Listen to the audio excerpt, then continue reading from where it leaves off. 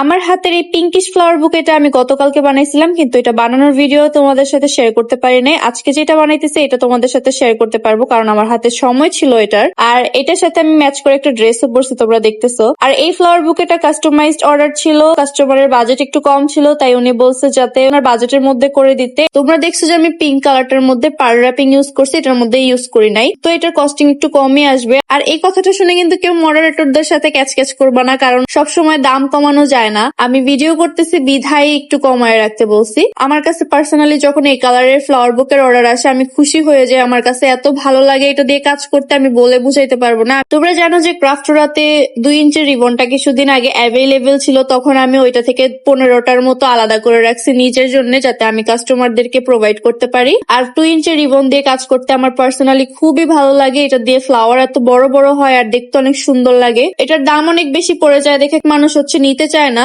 এটা দিয়ে কাজ করে আমি অনেক বেশি মজা পাই। 1.5 ইঞ্চের থেকেও এটা বেশি মজা লাগে এটা দিয়ে কাজ করতে। এখন যদিও ক্রাফটোরাতে তোমরা 2 ইঞ্চের কোনো রিবন অ্যাভেলেবেল পাবা না, 1.5 ইঞ্চ এবং 1 ইঞ্চেরটা পাবা। যারা আমার ভিডিও নতুন দেখতেছো অবশ্যই লাইক শেয়ার কমেন্টস না করে যাবা না, আর যারা ইউটিউবে দেখতেছো অবশ্যই তোমরা সাবস্ক্রাইব করে যাবা। আজকের মতো আসি, দেখা হবে এবার নেক্সট কোনো ভিডিওতে। টাটা, আল্লাহ হাফেজ।